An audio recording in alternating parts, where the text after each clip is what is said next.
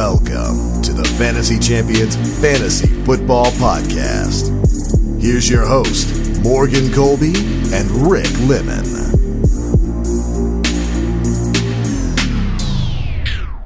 Welcome to the Fantasy Champions Fantasy Football Podcast. It is a beautiful, beautiful, beautiful Tuesday afternoon on May 21st in 2019. It has been raining for many weeks, so it's finally sunny outside and warm slightly. We are in the Northeast, so it takes us a little longer to warm up. This beautiful weather signifies the beginning of the NFL season. No, it signifies a new season that still doesn't have NFL season in it. the long stretch before the preseason NFL count. It does, bro. On this episode of the Fantasy Champions Podcast, we're going to give you our top 10 wide receiver rankings. But first, as always, make sure you follow us on Twitter and Instagram at the FF Champs on Twitter, at the Fantasy Champions on Instagram, and go to facebook.com/the Fantasy Champions to like us over there. Subscribe wherever you listen, Apple Podcasts, Spotify, Stitcher, literally wherever you listen. You can go on YouTube and watch on YouTube. Make sure you click the bell for notifications whenever we post. Leave a review. Share this podcast with your friends, and let's get to the news. So, Eric Ebron, a man who's been a hot topic. Your favorite player in the league. Yeah, my favorite tight end in the league. Not. Is reportedly recovering. This is great news for me in my takes. Is recovering from a groin surgery. I did not know about this. I saw it, and I was like, when did he get a groin injury? I don't remember it. When did this happen? So Ebron reportedly getting a groin surgery. Is he going to get it, or is he? Did he already get it and he's recovering from it? He's recovering from it. Because that could make a slight difference. He's recovering from it now. Okay. I don't think it's a big deal, but I don't think it's a big deal either because it's early. But what's with the Colts and having so many tight ends that are completely and utterly injury prone? I mean, there's not many tight ends in the league that aren't injury prone. Yeah, that's true. That's true. Except my boy Travis Kelce, who kind of is a little bit. Andrew Luck was injured with a calf strain today, on Tuesday, in practice. He's going to be reevaluated. This is nothing of concern at this point. It's just a little OTA injury, but he will not be able to participate in the rest of OTAs. Oh, no. Oh, no. That's so Drop sad. him in your draft boards, everyone. Yeah. Tyler Eifert is reportedly a full go in OTAs, which is good news for him. He gets hurt every 5 minutes, as we just discussed about the tight end position. He literally can't stay on the field for longer than 5 games. Yeah, unfortunately. So it's good that he is a full go in OTAs and he's ready to go. What do you think of Eifert? See, Eifert, I have a soft spot for him just because I think I picked him up like 2 years ago when he was doing good, and he had like a good stretch of like a few games in my lineup where he was balling. So I will always have a soft spot in my heart for Tyler Eifert, but I don't think he's gonna do anything this year at all. I mean, the Bengals. Breaking news. Matt Breida reportedly tore a pec. This just is happening right now. Ooh. And he's gonna miss OTAs. I've heard that's an extremely painful injury. Tore a pec. Huh? If you care about Raheem Mostert for the 49ers, he had to redo of a surgery to repair his broken forearm. It adds a month to his recovery. Not that anyone was worried about Mostert. So Jarrett McKinnon is now the guy. If the injury, it doesn't sound like the injury for Matt Breida is going to be any problem. But they said he should be ready for the start of camp. But if it does hold him out for any time, that does help Jarrett McKinnon. That was not a part of our news segment. No, that's why breaking news. Yeah, that's why breaking news. Love that button, by the way. I do love that button. I never get to use it. In other assorted news, Jets fired GM Mike. I don't even know how to say his last name. McGannicans or whatever the hell. Macagans. They then proceeded to make Adam Gase the interim GM or the full-time GM. And now it's being reported that Adam Gase does not like Le'Veon Bell and that he didn't want him to begin with. And now also rumors are floating around. This is also a part of this big deal of drama with the New York Jets. Rumors are floating around that he might be traded before this season. How unbelievable is this? Great time to be a Jets fan. And now Jets fans are probably responding to me, what do you mean? It's always like this. It's always like this. Literally everything that could possibly go wrong in New York is going wrong right now. That'd be insane if they traded him. That's all right. You got And Daniel even Jones fantasy, if you're a Giants fan. Oh. Yeah, if you're like, that's okay, I'm not a Jets fan. I'm a Giants fan. Oh, frick. Oh, wait. Yeah, but at least they won it within the last, decade and a half. Yeah. Does this concern you about Le'Veon at all? A little bit. I'm not going to lie. So a little bit. I Very don't slightly. I don't want to leave all of the reports out for the sake of making Adam Gase look bad as much as I want to. It is reported that Le'Veon Bell and Adam Gase have both talked, not in terms of this particular report, but that they're totally fine with each other. It was more or less Bell wanting the money and getting the money, and Gase thinking that it's ridiculous that you would pay that much money for a running back. He likes the talent, he just doesn't like the money. Hopefully that doesn't come back. Hopefully. I mean, if all the rumors about him being traded and all that stuff are if you're Adam Gase, you got to call Le'Veon and you got to calm him down, because it's not a good sign. It's not a good sign for the New York Jets. This makes me more increasingly nervous. I remember we talked about this last year. Wow. We talked about this last week on our running back last week on our running back rankings. And I had Le'Veon ranked 10. You had him ranked 7. I have him ranked 10 for this specific reason. The Jets are a complete disaster. I like Le'Veon Bell. I follow him on Instagram. I see how much work he's putting in for this season. He's working extremely hard. Yeah. And it's like I would love to see him succeed with the Jets, but it is just Adam Gase is a complete disaster. I hope it's not true, because I want this Jets team to be good. I love Sam Darnold. I do like Sam Darnold. Like Le'Veon Bell. So when this is another side point when it comes to Adam Gase, but when Gase was signed with the Jets, I heard things from the Dolphins where they said that Adam Gase was confrontational, that he doesn't know how to deal with people, so he comes across wrong, which would make this a situation makes a lot of sense if that's true. Oh boy, the Jets are a mess. They are. We apologize. No, we don't. We got Bill Belichick and you didn't. Wow. We're the most spoiled rich kids on the block. It's insane. It's true. Being a New England Patriots fan is a great blessing. Yeah. Carson Wentz has no limitations going into the off-season workouts. So no limit. A lot of people were saying that the back injury was going to cause limitations. They're reporting that there is no limitations and that he's ready to go for whatever they throw at him. Does Carson Wentz this year remind you a little bit of Andrew Luck last year? Yes.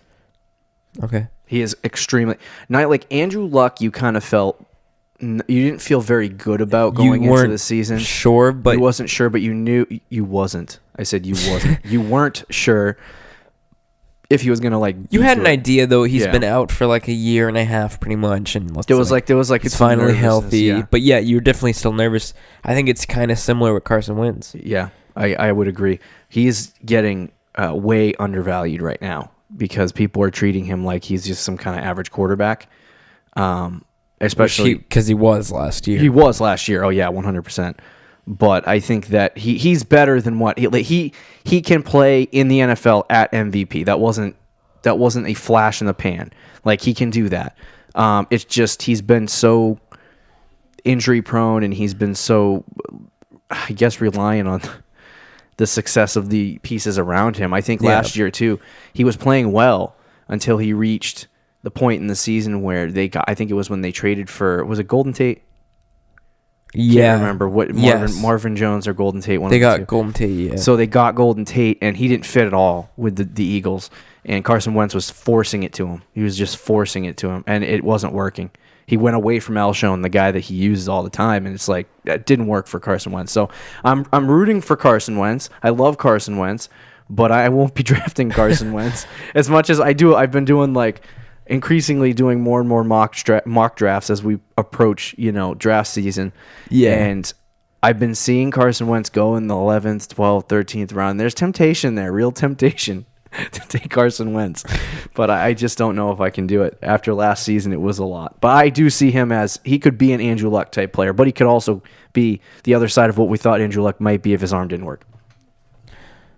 Unfortunately, yeah. It's good to see him in OTAs, though. That's good. I think he'll be more of what Andrew Luck was last year, though. Yeah. Zeke was handcuffed at a concert reportedly for shoving a security guard. Was it because he stole his Chick-fil-A? Was that what's going on? Yeah. That's probably what happened. Here's what's funny. Is if you go and you watch the video, I don't know if you've seen the video. Have you seen the Zeke video from TMZ? No. So Zeke literally walked. It was so funny. People were on Twitter saying this is the largest flop of all time for the security guard. Zeke walked over to him and the security guard was kind of talking trash. And then he walked. Oh, really? Zeke walked over to him, went chest to chest, and the security guard just fell over. Like Zeke hit him or something. I was like, what is this? He's preparing for his career in the MLS. Do you think that Zeke reportedly attacking a security guard, do you expect him to get any form of suspension? If he does, then what is Roger Goodell? Yeah, that's true. Well, I think if you had not had the video, I think there probably would have been some repercussions. But the fact that maybe a small fine. Yeah. It's like getting handcuffed at a concert. That happens at every single concert to at least 20% of the people in the concert. The only thing I can think of is that Zeke has been suspended before for 6 games. So they could consider this a second offense or whatever. Whereas if Sony Michel got handcuffed at a concert, they would be they would be all right, whatever. But Sony's been because it's Zeke and because he's been suspended once before, they might throw down punishment. There was just nothing from the league, nothing from the Cowboys. This is kind of like the Leonard Fournette, getting arrested for not having his license renewed. This is I will say this offseason showing Zeke likes to have fun, doesn't he? Yeah, he just likes one of the party. dudes. He's just Chick-fil-A and all these handcuffed other running backs posting pictures of them working out on Twitter. What's and up? Instagram. What's up with that? Them Zeke, actually working. Zeke's at parties getting drunk. Hey, I mean, whatever helps, right? Boat. He's truly eating. Tyler Kroft suffered a broken foot on the first day of OTAs with the Bills. I was actually kind of excited to see him on the Bills because it gave what's his name a target. They said Josh Allen. Josh Allen. Thank you. I said what? That's what he is to me. What's his name? Tyler Kroft was expected to be the lead tight end there. He looked really good when he was with Cincinnati.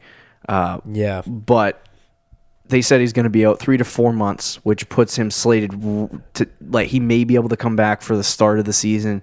But he also may end up on the 6-week PUP list. So he'll still play this year, but it's going to be very, deep into the season at that point.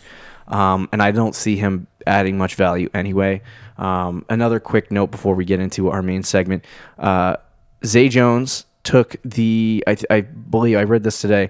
Zay Jones took an OTAs. They have most of their team there. When I say most of their team, some idiots didn't show. Devin Singletary, the running back, he split snaps with LaShawn McCoy, I believe. Okay.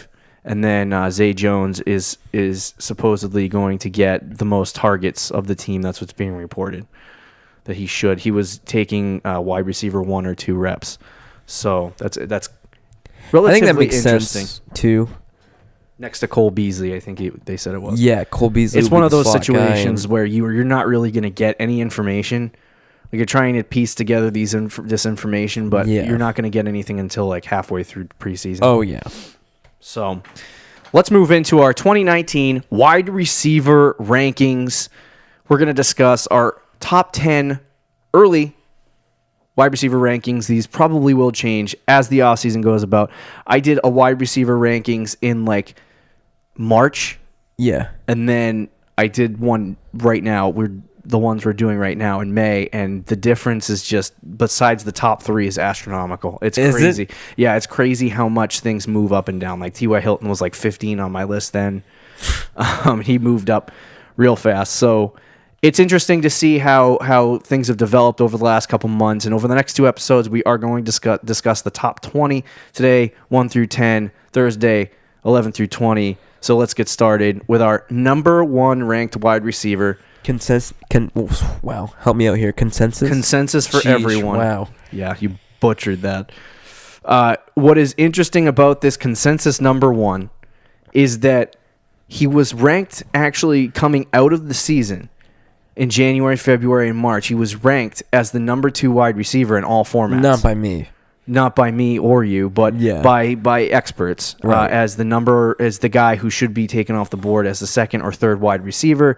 And people were down on Hopkins. I don't know what changed over the last couple months, but DeAndre Hopkins is the number 1 ranked receiver in ECR for me and for Rick. He is absolutely incredible, and the amount that I don't know if it's Bill O'Brien or Deshaun Watson just has a love for DeAndre Hopkins, but they throw it a lot to Hopkins. He gets I can't remember the target share, and I can look it up if you really want to know. But I absolutely love Hopkins. I think he gets all the opportunity in the world. He gets all the chances in the world to produce, and I think he to me he's as clear as a wide receiver 1 or 2, finishing as a wide receiver 1 or 2 in this league as I think any wide receiver that is out there. Oh yeah, I agree. The only concern is the same concern you have for literally every player in fantasy, which is injuries. Meaning, essentially, there is no concern with DeAndre Hopkins. Like Hopkins is not going to bust. Yeah. It's just not going to happen. I mean, you can take that, anyone who has that hot take and put that away. I don't think there's anyone out there that will do that. Someone's going to replay this show and Hopkins is going to finish like 13th or something. Yeah, let's hope not. No, I mean, I agree. I think Hopkins, I've been saying it since really halfway through last season, is the best wide receiver, not only in fantasy, he might be just like in the NFL. Like if you watch some of his catches and the way he runs routes, I think in my opinion, Julio Jones is the most talented, but DeAndre Hopkins is he's incredible. Top 3 though, I would say at least, and you can make the argument he's number 1. Yeah, Hopkins is extremely talented, and they run the offense through Deshaun Watson, who loves DeAndre Hopkins. They throw it to him a lot. Yeah, and I think chances are Will Fuller's probably going to get injured again, and they don't have Demaryius Thomas. Don't do that to Will Fuller. So I know I like him, but I'm just saying. Don't do that to my boy. So chances are Hopkins is going to get like his usual 20 targets in a game, which is absolutely insane. Now, just about. Right now, DeAndre Hopkins is going as the 107. Yep. In terms of draft strategy, if your picks 7, 8, 9, 10, let's say we're in a 12-team league, 11 or 12, is DeAndre Hopkins worth drafting at that point? See, that's actually hard for me. Probably not, but I love DeAndre Hopkins. I know. I might do it. It depends. Like, it depends on the spot. I mean, with the Le'Veon Bell news too, that's kind of James Conner. It depends how you feel. Like if there's somebody, if you're sitting there at number 7. And you feel really good about like James Conner, or you feel really good about David Johnson, you know, right. Definitely take one of those guys. But if you're sitting there like pick 8 or 9, and like Le'Veon Bell's on the board, and you don't really, you got like Hopkins, Adams, Bell, and if Conner's still there, but you're not a fan of James Conner, that's tough. I think at that really point tough. You've got to strongly consider going Hopkins. I would go Hopkins at that point. Yeah, definitely.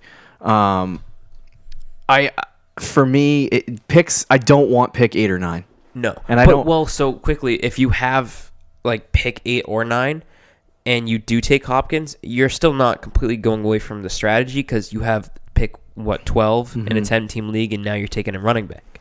But at that point, you almost have to take a running back. Here's my concern is that, let me ask you this: Do you feel like Joe Mixon is good enough to be your number 1 running back on your fantasy team? Would you want that as we're talking building super teams here? Super team, no. Yeah. No. In our league, and in like a super competitive league, no. Right. Because I know because I'm not going to win the championship. If you get Hopkins here at 107 or 108, you're going to have the opportunity to draft Joe Mixon at like 202 or 203. So if you're sitting here, That's pretty good. yeah, I mean, I'm not gonna Hopkins lie, and Joe Mixon's not bad, but at the same time, I'd rather have like a guy like going 109 right now, Todd Gurley, right? Okay, well, So instead of drafting Hopkins at 7, I would draft Todd Gurley at if 7. Todd Gurley's there at 7, I'm definitely taking him over Hopkins. But Let's just assume this ADP holds, which is never going to be something that happens. That at number you're picking at, let's say 8. Yeah. And a lot of those running backs that you consider like super team level RB1s are all gone. Then do you go Hopkins and go Mixon in the second round? Like that to me is a pretty good strategy to have.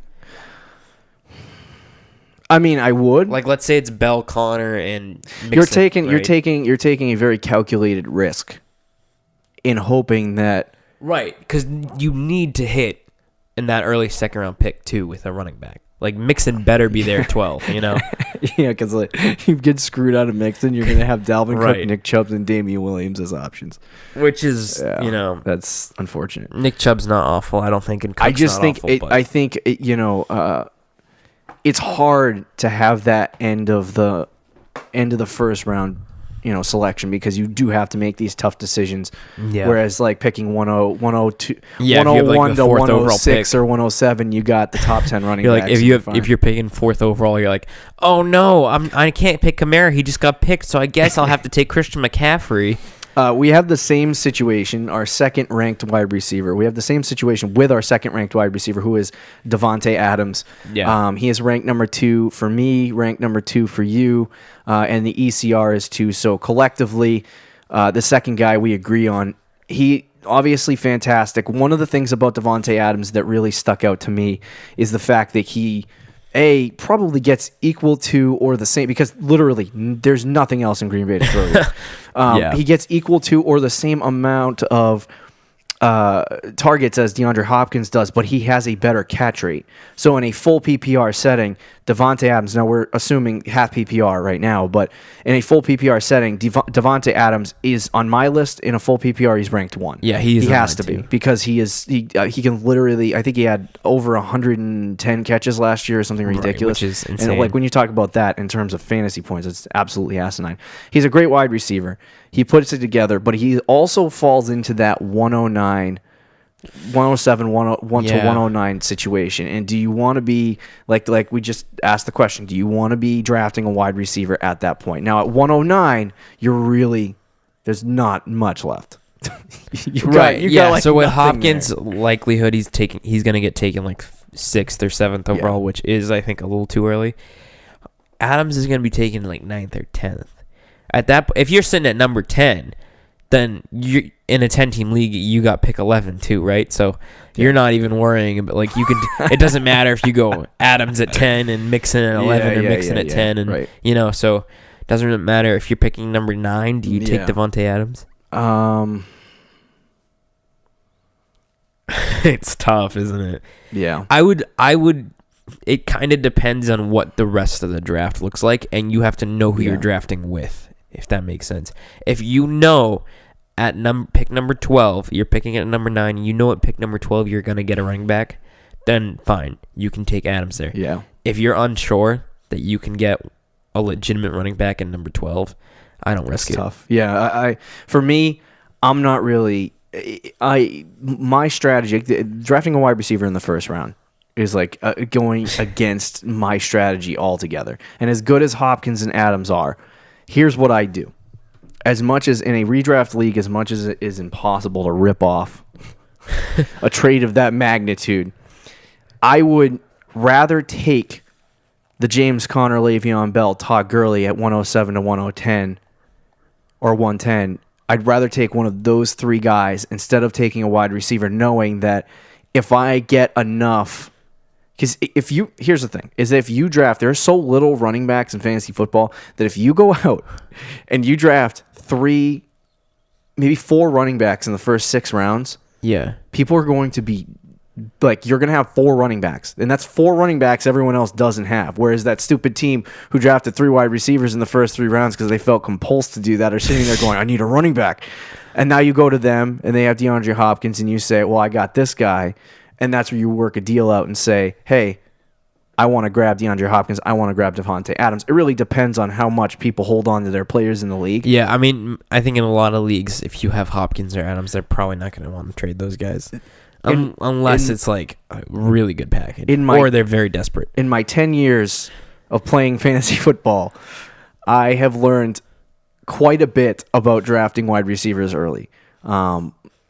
5 years ago, I drafted Jordy Nelson the year he got hurt, tore his ACL in the preseason. Trick me. Every time I draft a wide receiver, it bites me in the butt. So it's just like personal. Yeah, it's personal. No, but for me, when I look at, the more in depth you go into dissecting fantasy football, like you're crazy psychotic like us, sitting there the entire offseason listening to podcasts and researching analytics and all kinds of stuff and trying to figure out who you're going to take, you realize really fast you don't need to draft. You need to draft a good running back early. That's the foundation of your team. You're not going to be able to get a good running back later because there are just so few of them. Even this, you're talking about a tier. Only 4 teams are going to have a tier 1 running back. Only 4 teams. And it's like, that's absolutely crazy. So what I like to do at this point is draft running backs. If you have a good wide receiver in the second round, grab them. But for me, there's so much depth at the wide receiver position. You don't need to draft a wide receiver in the first round. It's just not necessary. It's absolutely not necessary. As good as Hopkins and Adams are, and as much as you look at them and go, man, I wish I could get them. I'd rather bypass them, try to make a trade, and if they don't do a trade, then it's fine. They're not going to burn you. I'm telling you right now, you're probably not going to lose a championship to DeAndre Hopkins and Devontae Adams. That's not going to happen. Yeah, I get your point. I would like to have both. So if I'm sitting there, if I'm not taking the wide receiver, like those first seven, the big 7 is what I've been calling them. Once those guys are off the board, then it's open for discussion. Yeah, and depends on your situation. But overall, I do agree with your point where it's like you have to have a top running back. Yeah, you really do. It's in order to win a fantasy championship, you got to get that guy. Number 3 on our rankings, consensus, Julio Jones. Okay. ECR has him 3, according to Fantasy Pros. I have him 3. You have him 4, which I find kind of interesting. So I'll just say I rank Julio Jones 3 because he is literally the same thing as Ezekiel Elliott. I talk about how Zeke never gets targets in the red zone. Zeke never gets running attempts in the red zone. Yeah. Julio Jones never gets targets in the red zone either. They normally go to Calvin Ridley. Julio Jones is a freaking yards machine. Yeah. The only reason why he is always a top 5 wide receiver is because he puts up so many yards. I love Julio Jones this year because Dirk Cutter, who was if you go back to the years 2012 to 2014, one of those years was Matt Ryan's MVP season, I believe. Yeah. Dirk Cutter was the offensive coordinator there. In those seasons, they threw it a lot. You're going to see Matt Ryan throw it 600 plus times this year. And I think with that being the case, Julio Jones is his target share is going to go through the roof. I could see him getting targeted 180, 190 times. And if that's the case, he's going to be a guy that you're going to want to own. And if he can just break through the touchdown problem, like last year I had him for half the year and I was like, when's the touchdowns going to come? Let's go. So I'm waiting for Julio Jones to break out, and it's like he's a great wide receiver. He's always going to be in the top 5, but if he catches 12 touchdowns. 1 year. Yeah. 1 year he might do it. Right. So, I still have Julio 4. So, it's not like I'm down on him. All right. He's still, it's one pick. And, this goes to our strategy what we were talking about before, where you should take that running back probably, for the most part, late in the first round, because a guy like Julio Jones will be there at, pick 12 or pick 11, maybe even 13. So, right. I'm a 12 team. He's gone. Oh, yeah, probably, yeah. First round in pick. a 10 team, though. Yeah. But so I do like Julio, okay? Yeah. I like him. I know you do. The only reason I don't have him at number 3, there's a slight, they're just slight things. One, Matt Ryan had a fantastic year last year. Yeah. Is he going to do that again? I don't think going it matters. By his history.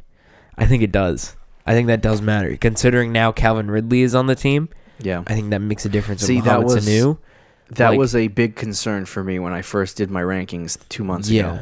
Is that Julio Jones, he's another year older. Calvin Ridley's going to have a second year on the team. And then I heard the crazy statistic that Dirk Dirk Cutter could, honest to God, target 190 times. Matt Ryan could throw it at Julio Jones 190 times. That is, and still throw it to Calvin Ridley 120 times. That's why I have. That's crazy. Julio still number 4. Yeah, but he is another year older. I still like him, but I think that those things just put me from him being number 3 on my list to number 4 on my list. It's wise to start thinking about it, because there's going to come a time where Julio is not as good as he usually is. Number 4 on our list is Odell Beckham Jr. Now, I have him ranked 5. You have him ranked 3. The ECR has him ranked 5. The reason why I have him ranked 5 is specifically because I started statting out the situation that you have in Cleveland. And one of the situations that I noticed, or one of the trends that I noticed, is that the Browns and Baker Mayfield. Yeah. Wow, I can't believe I forgot my favorite quarterback's name. Baker Mayfield like to throw it to wide receivers on a pretty consistent basis. So last year, they threw it 24 times to the wide receiver 1, 24% to the wide receiver 1, 21% to the wide receiver 2, and then the wide receiver 3 had like 15%. So it's pretty spread out. My thing is that when I looked at the Browns offensively, the last couple years and under Freddie, this is what was astounding to me, is under Freddie Kitchens, they only ran about 200 plus plays, which prorated out at like 912. And so if that's the case, and you do that, I think it's like a 45 or a 58-42 split run pass, there's not going to be a lot of passes going around, and there's not going to be a lot of targets going around. And as good as Odell is, if he's only getting targeted 90 to 100, maybe 110 times, he's not going to be able to produce top 5 numbers. And it hurts me to put him in the top 5. I love Odell Beckham, but I think that right now, because of the Cleveland situation, everything in Cleveland is overblown. Everything. I don't fully disagree with that. The reason I have Odell number 3 is, number 1, I think, to counter what you said, I think Cleveland this year sees they have Odell, sees they're getting Kareem Hunt. They see that they're kind of building a Chiefs-like offense, and they're going to focus on the offense a lot this offseason, and I think they will probably be a higher-paced team. Yeah. Just by the fact that they know how much talent they have on offense, and they need to capitalize on that talent. Number 2, I think what Odell has done the last few seasons, and especially last year too, is remarkable, considering he had Eli Manning as his quarterback, and now he has... The hate for Eli Manning does need to relax, because he was good for a majority of his career. And last season he blew. Yeah, but I know, I understand Eli Manning was once a good quarterback. That's the key. Was once a good quarterback. And yes, Odell can play with that. My concern is opportunity. See that is a slight concern for me, but it's like I said, I think Cleveland is going to be like those numbers that you were saying from last year make sense, but what the Browns are going to do this year, I think, is just going to be different. They're just they were an extremely efficient offense last year, but like they also had even the time that Jarvis Landry was the number 1, and we got to move on, but even the time that Jarvis Landry was the number 1 wide receiver, he didn't put up those numbers. Yeah. And it wasn't like, he was trying to find, or Baker was trying to find somebody else. Jarvis Landry was literally the number 1. And I do think, obviously, Odell Beckham is more talented, and he's one of the most talented wide receivers in the NFL. So he is obviously going to play better than Jarvis Landry. I understand that. Right. My point is, Baker spreads it around. He's going to pass it to literally anyone that's open. And that sounds like a stupid thing to say, but Odell Beckham Jr., I just don't think is going to get the amount of targets that you would need to be one of those top 3 guys. Like Julio, he's probably going to hit 180 targets. Devontae Adams are probably going to hit 180 targets. Yeah. DeAndre Hopkins is probably going to hit 180 targets. If you're talking to me about Odell Beckham Jr., I would be surprised if he hits 150. I don't know. I There's think he so will. much talent there, Rick. There's so much I know talent. that, but I think they're gonna they are going to use the talent. Is what I'm trying to say. Like, look at Wow. Yeah, I died on the Sounds inside. like you're getting your lungs ripped out. It's for my Odell love. Yeah, and the that's true. Browns love. Yeah. One of the reasons I think they might have had a slower paced offense last year, and I will just quickly say this because I know we got to move on. Yeah. But is they had a rookie quarterback. Teams with a rookie quarterback tend to be more conservative on offense. That's fair. Number 5, Juju Smith-Schuster. You have him 6. ECR has him 6. I had him ranked 4. I'm a hype on Juju.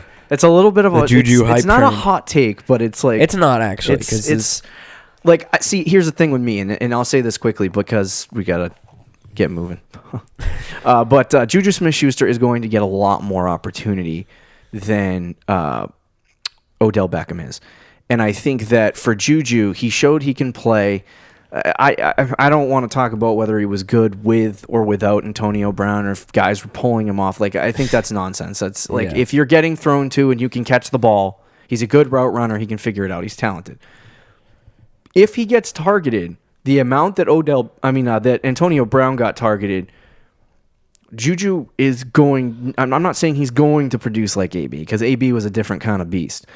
But I think Juju can produce top 5 numbers, and I think he can do it better than Odell can. That's why I have him ranked 4 over Odell. Like, if I had to choose between the two guys, because you're sitting there and you're looking at the ADP, and you're trying, you get to pick. God, I don't know. You're at pick 205, and your options are Odell Beckham, and your options are Juju Smith-Schuster.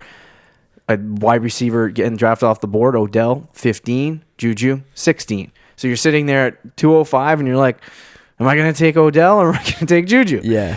And for me, I'm taking Juju Smith-Schuster. I think that it's just for Odell, he's in a new situation. He's in Cleveland. All the things we just went over, all the things that I'm worried about, I don't have those same concerns with Juju. I really don't. And I think that they're going to throw the ball a lot. I mean, they're coming off the most they've thrown ever as a team, and I think they're going to throw significantly less. I statted out Juju, and Juju is going to have, like, I believe 215 to 230 fantasy points in my stat out.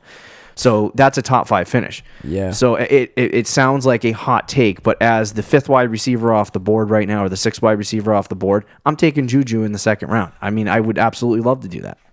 Yeah, I think, honestly, that's not a hot take because I think after Hopkins and Adams, you can jumble around from like 3 to like 6 or 7 among receivers. I think they're all pretty good, and Juju has a crazy upside. I mean, he's young. Yeah. It's his first year without If he turns Antonio into Brown. anything like Antonio Brown. Yeah, he's probably gonna get a lot of opportunity, and that's where I agree with you with Odell. I think he will probably get more opportunity than Odell. Mm-hmm. So I don't have a problem with you putting Juju number 4. I just think I'm just not like crazy about the Steelers this year.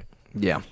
On offense, I think their defense will improve if we're talking like real legitimate football, but fantasy wise, only fantasy. Yeah, I'm not. I mean, I have Juju 6, so I'm not like really that far off from you. I just it's tough. Let's move on. Michael Thomas, New Orleans Saints, number 1 wide receiver. My guy. He's very good, but I have him ranked 6. You have him ranked 5. ECR has him ranked 4. I don't like Michael Thomas. I like Michael Thomas, and I don't like Michael Thomas, and here's why. No, you don't like Michael Thomas. Michael Thomas he has about the same consistency as Tyreek Hill. He just can't do it on a week-to-week basis, and his quarterback is 40 years old. So, to me, Michael Thomas is a guy that I'm avoiding because I just don't see the breakout potential. I feel like he's extremely and utterly overrated. Okay. And I think that it hurts me to put him at 6 because there are guys that I would take ahead of him.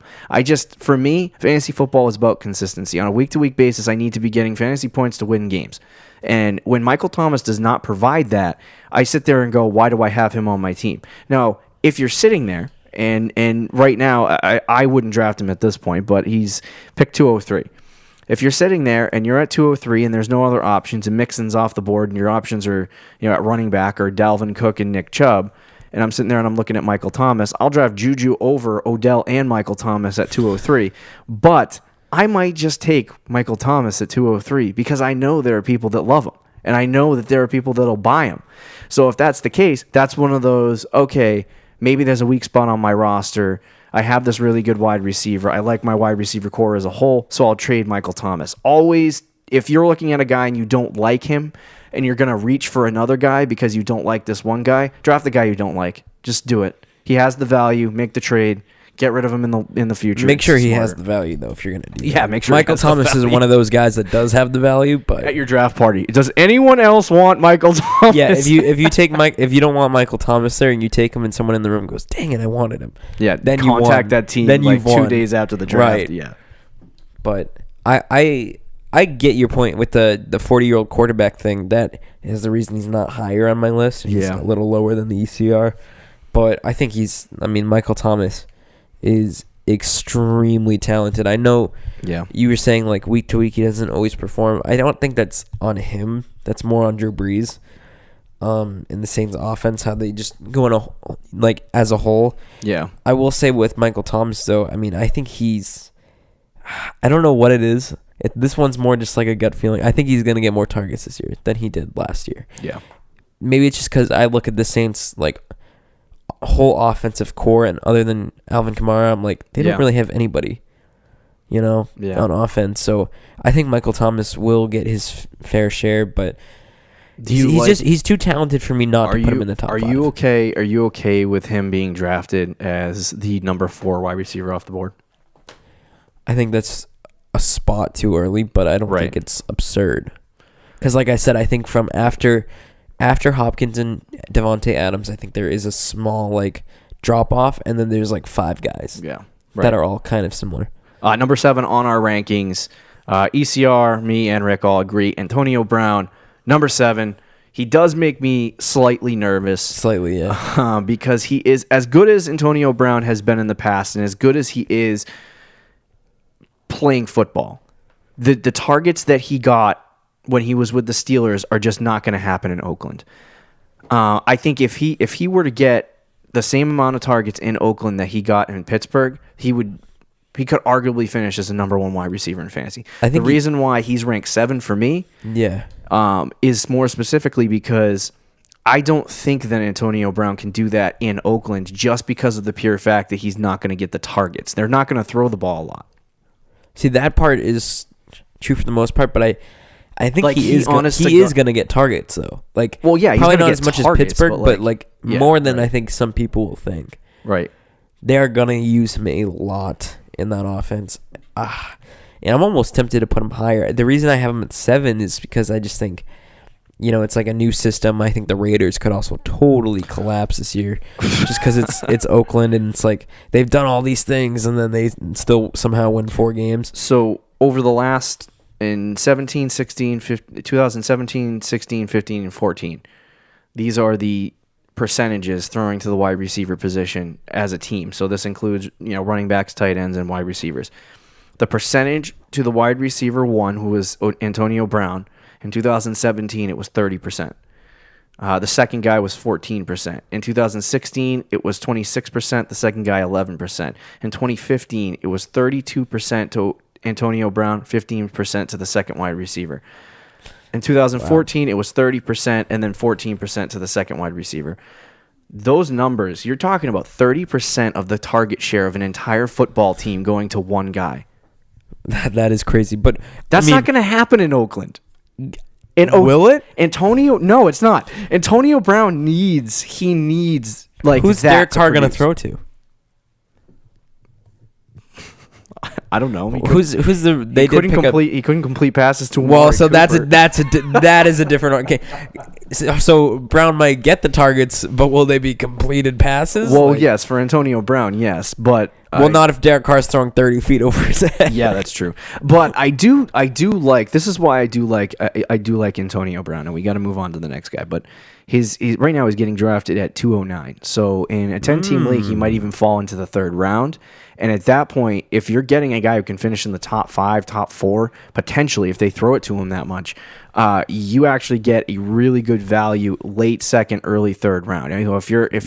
If you're flipping rounds, you're pick 10 at the end of the 1st round. Oh, or your pick 1 in the entire draft, Yeah. I should say. I'm sorry. Your pick 1 in the entire draft, and you get like Saquon Barkley. Then you go to the end of the second round, and Antonio Brown's sitting there. Not bad. You're not doing too bad. The next guy on our rankings, number 8, Mike Evans. He was ranked number 8 on my rankings, number 9 on your rankings, and the ECR has him ranked 8.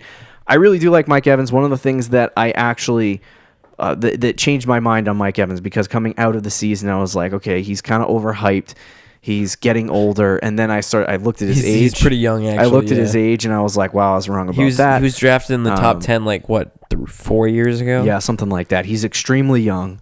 He has so much left in his career, and he's in an offense with Bruce Arians that, remember when Bruce Arians was with the Arizona Cardinals, how much they threw to Larry Fitzgerald. And so I think Mike Evans is a great sneak pick. Okay. Later in the top, if you're taking a wide receiver off the board in the top 10, he is a perfect guy to take. He's going right after Antonio Brown right now at 301. So in the third round, that's a great value. He's a guy that if he can stay healthy, which he has had problems in the past with injuries.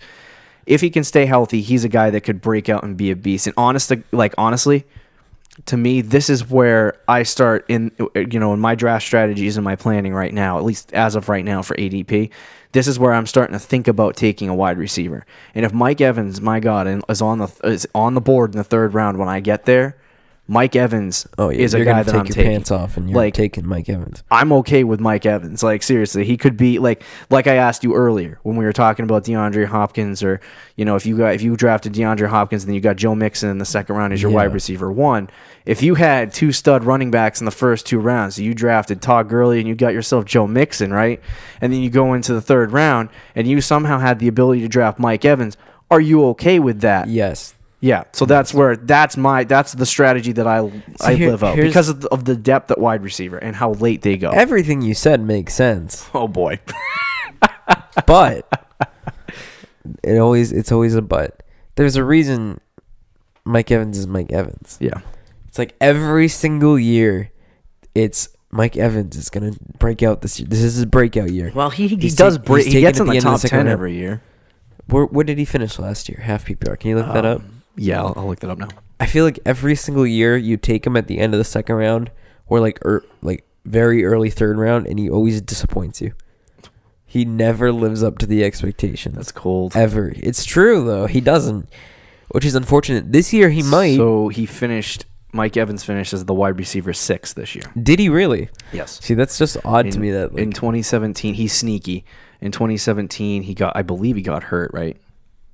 One of those years. Yeah, he was wide receiver 20, but I believe he spent half the season hurt. And then 2016. Okay, so that is interesting that he finished 6th. Mike Evans was the number 1 wide receiver in fantasy in 2016. So, what might be a concern, though, another sneaky concern that I was thinking about. So you just rebutted that one, but here's the one. If Jameis Winston doesn't work out, there is no Ryan Fitzpatrick as a backup quarterback this year. He's with Miami. They do have another Fitzpatrick. No, it's Fitzgerald. Oh, I don't even know. Is that their backup? Yeah. So that's a concern that we don't know who their backup quarterback is. That's a very and big there's concern. A legitimate chance that Jameis Winston gets benched in week 3 and it's done for Mike Evans. Oh, he's fantasy wise. Yeah. So that to me is why I don't have him. Little higher. Is the big last reason. year he was flipping between 2 different quarterbacks, right? But and he still was good. So the thing was, though, once they took Winston out, rookie Nick Fitzgerald then Ryan Griffin. Once they took Winston out, Ryan Fitzpatrick would come in and throw 50 times. Right.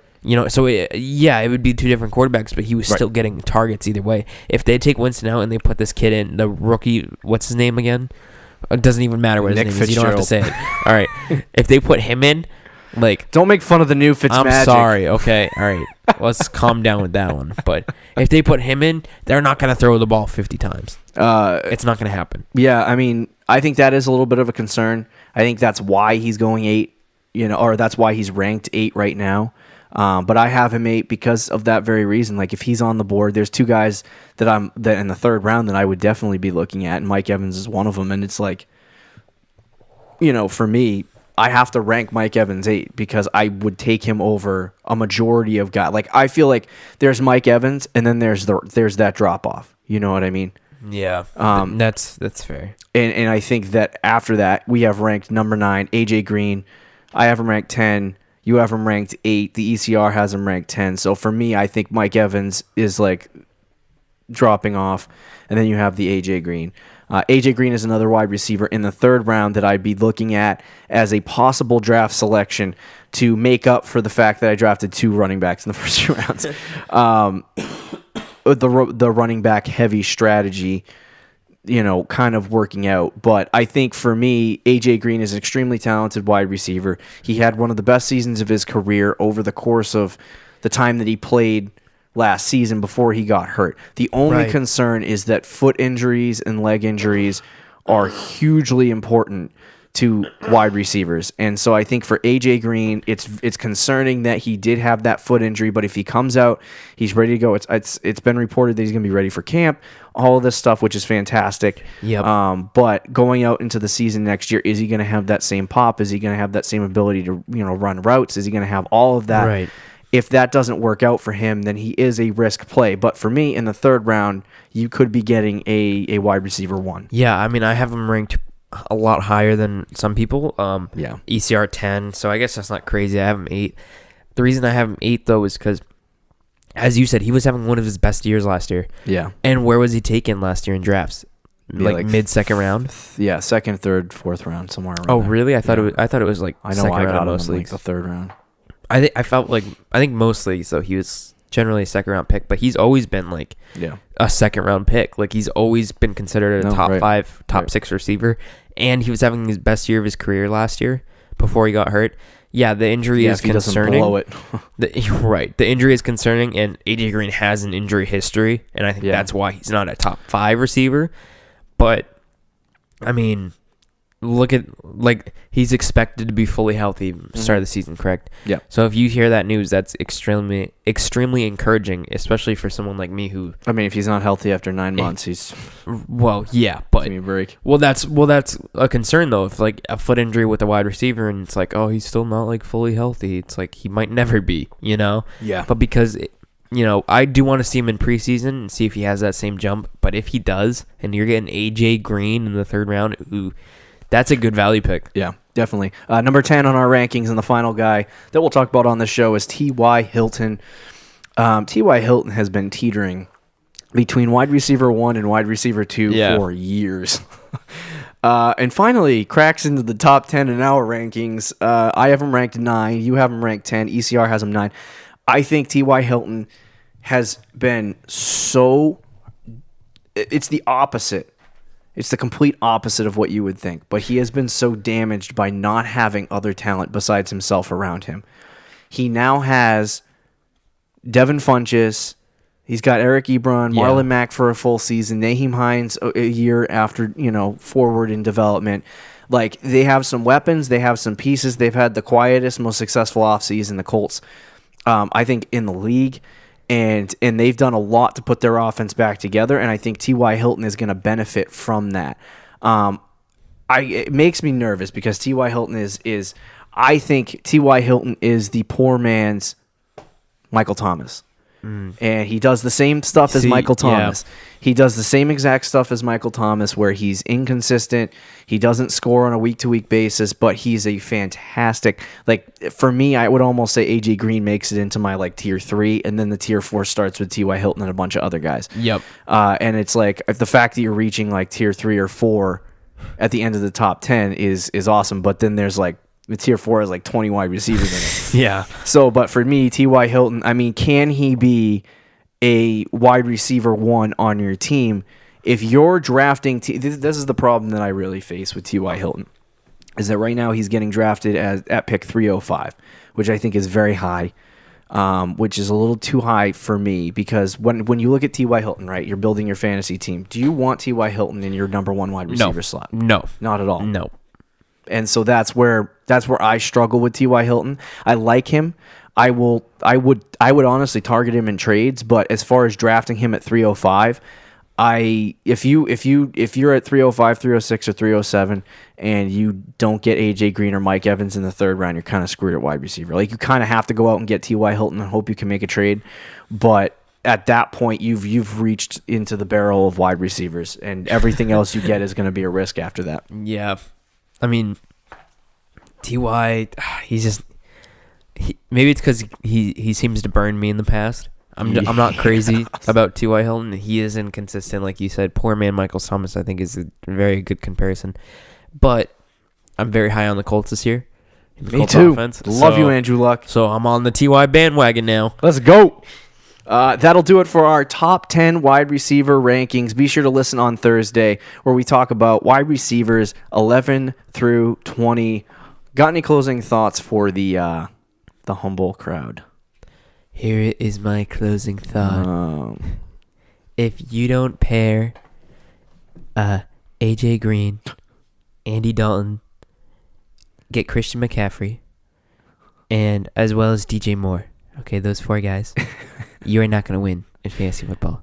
No, you got to build that team. Talk to you Thursday, Fantasy Champs. Thank you for listening to the Fantasy Champions Podcast.